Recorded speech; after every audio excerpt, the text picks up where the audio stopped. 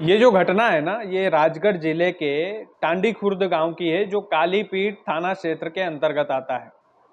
एक दृश्य राजगढ़ वालों आप सभी के सामने रखना चाहता हूं।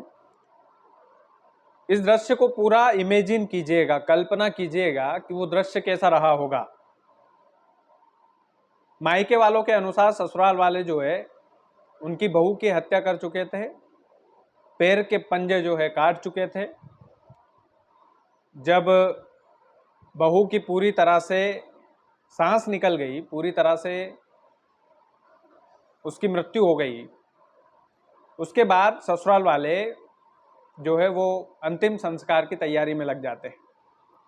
चुपचाप चुपचाप अंतिम संस्कार के लिए बहू का शव जो है शमशान घाट में ले जाया जाता है। लकड़ियां पहले से ही कुछ लोग जमा कर रखते हैं। लकड़ियों के बीच में शव को रख दिया जाता है और शव को जलाने की तैयारी हो रही होती है पूरे रीति रिवाज के साथ।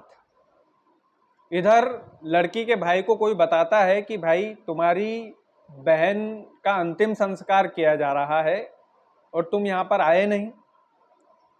भाई के पैरों तले से शायद उस समय जो है जमीन खिसक गई होगी कि ऐसा कैसे, मेरी बहन का अंतिम संस्कार किया जा रहा है और मुझे पता तक नहीं है। भाई घबरा करके कालीपीठ थाने में पहुंचता है, पुलिस वालों को बताता है कि मेरी बहन का अंतिम संस्कार किया जा रहा है और हमें सूचना तक नहीं दी गई। उसके बाद लड़की के मायके वाले यानी कि लड़की के पिताजी, लड़की के परिजन और लड़की का जो भाई है वो पुलिस वालों को लेकर के शमशान घाट पहुंचता है। शमशान घाट में पुलिस वाले और लड़की के परिजन देखते हैं कि ससुराल वाले उनकी बहू का जो है वो शव जला रहे हैं। चिता में आग लग चुकी थी उस समय तक।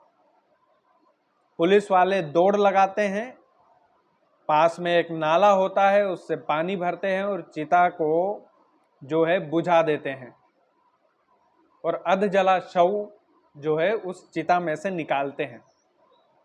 आप सोचिए उस समय का दृश्य कैसा रहा होगा राजगढ़ वालों की एक पिता ये दृश्य अपनी आंखों से देख रहा है कि उसकी बेटी का अध जला शव जो है वो चिता से निकाला जा रहा है। उस भाई की क्या मनोदशा रही होगी राजगढ़ वालों, जब वो देख रहा होगा कि उसकी बहन का अध जला शव और शरीर के कटे हुए अंग वाला शव उसकी आंखों के सामने पुलिस वाले निकाल रहे हैं।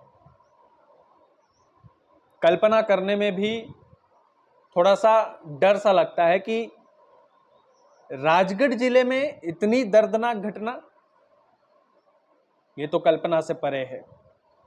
बहरहाल ये सारा दृश्य चल रहा होता है, पुलिस वाले शव को बाहर निकालते हैं क्योंकि लड़की के परिजनों का ध्यान भी जो है अपनी लड़की के शव पर होता है। मनोदशा उस समय ऐसी होती नहीं है कि सभी का ध्यान रखा जाए और पुलिस वाले का ध्यान भी, जितने भी पुलिस वाले थे वहां पर ड्यूटी पर, उनका सभी का ध्यान भी शव को निकालने में लगा हुआ होता है। बाद में वो देखते हैं कि ससुराल वाले वहां से गायब हो चुके हैं, यानी कि वहां से भाग चुके हैं शमशान घाट से। फिर ससुराल वालों को हालांकि पुलिस वाले पकड़ लेते हैं, एक मीडिया रिपोर्ट्स के अनुसार मैंने पढ़ा है, उसमें पकड़ने पर ससुराल वालों से जब पूछताछ की जाती है कि आप बिना बताए अंतिम संस्कार क्यों कर रहे थे, इस लड़की की मौत कैसे हुई और इसके अंग कटे हुए क्यों हैं, पैर के दोनों पंजे मैंने सुना है कि काट दिए गए थे और शरीर के कुछ अंग भी, तो ऐसा कैसे हुआ। तो ससुराल वाले पता है क्या तर्क देते हैं कि जहरीले जानवर, जहरीले कीड़े की वजह से इसकी मौत हुई है, काटने की वजह से। अगर सर जहरीले कीड़े के काटने की वजह से मौत हुई है तो फिर आपने मायके वालों को यानी कि लड़की के मम्मी पापा को, उसके भाई को क्यों नहीं बुलाया अंतिम संस्कार में। क्या शादी के बाद एक लड़की के माता पिता, एक लड़की के परिजनों का इतना भी अधिकार नहीं बनता कि वो अपनी लड़की के अंतिम संस्कार में आ जाए? क्या इतना भी अधिकार आप देना नहीं समझते? और यदि आप इतने ही सच्चे थे तो फिर जब शव को जलाया जा रहा था, जब शव को पुलिस वाले निकाल रहे थे चिता से, तब आप वहां से भाग क्यों गए थे सारे के सारे? तो इसमें देखिए क्लियर कट जो है, जो मायके वालों ने आरोप लगाया है हत्या का, वो क्लियर समझ में आ रहा है। अब हत्या किस वजह से की गई है इसकी जांच करना बाकी है। एक बहू को घर में काट करके शरीर के अंग अलग कर देते हैं ये लोग। उसकी मनोदशा आप सोचिए कितना तड़पी होगी वो जब उसकी मौत हुई होगी। और चुपचाप चुपचाप ये लोग अंतिम संस्कार करने के लिए शमशान घाट में भी चले जाते हैं। वो तो गनीमत रही कि किसी भले आदमी ने बता दिया लड़की के भाई को, तो लड़की का भाई काली पीठ की पुलिस को बुला करके जो है शमशान घाट पहुंच जाता है और शव को अध जले शव को निकाल करके जो है पोस्टमार्टम के लिए भेज दिया जाता है। ये जो इस तरह की जो घटनाएं होती है ना सर, ये बड़ी दिल को झकझोर देने वाली घटनाएं होती है। आप सोचिए कि यदि हम और यदि आप उस दृश्य को पूरी आंखों से देख रहे हैं, हमारे किसी, भगवान ना करे कभी जिंदगी में ऐसा हो, हमारे किसी परिजन के साथ ऐसा हुआ हो, आपकी मनोदशा क्या होगी? कितने दिनों तक वो दृश्य आपकी आंखों में, आपके दिलो दिमाग में घूमता रहेगा। इस तरह की घटनाएं राजगढ़ जिले में हुई है। ये जो घटना है ये तो बड़ी दर्दनाक घटना है। एक बहू को किस तरीके से रखा जाता है, राजगढ़ के चंद लोगों को पता ही नहीं है। किस लालच में उस बहू की हत्या इन लोगों ने कर दी। ऐसा कौन सा कलेश हो गया था घर में कि आप किसी की जान ही ले रहे हो, वो भी इतनी छोटी सी उम्र में। रीना तंवर लड़की का नाम है। आप सोचिए छोटी सी उम्र में वो लड़की इस दुनिया से अलविदा की गई, जिस लड़की ने अपने माता पिता के साथ इतनी अच्छी जिंदगी जी थी और हाथ पैर जो है उसके किस अवस्था में, पंजे तो काट ही दिए थे उसके। बताओ आप।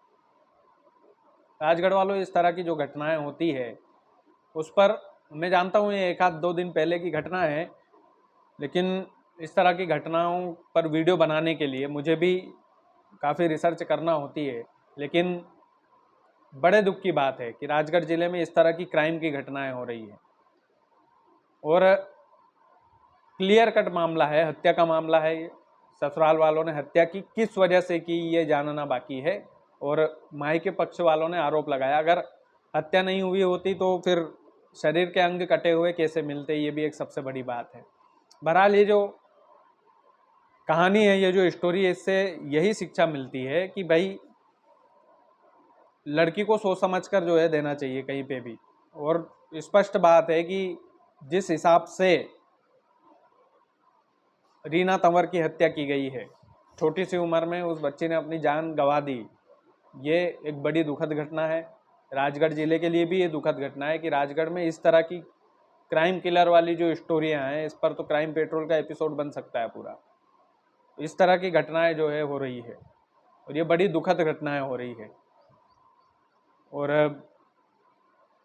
इस कहानी से बस यही शिक्षा मिलती है कि भाई सोच समझ कर, पूरा देख परख कर, पूरे खानदान की हिस्ट्री देख परख कर हमारी बेटी को खुश रखेंगे कि नहीं रखेंगे, और हमारी बेटी क्या है यहाँ पर खुश रह पाएगी, लड़का कैसा है, उसका खानदान कैसा है, ये देख कर के देना चाहिए।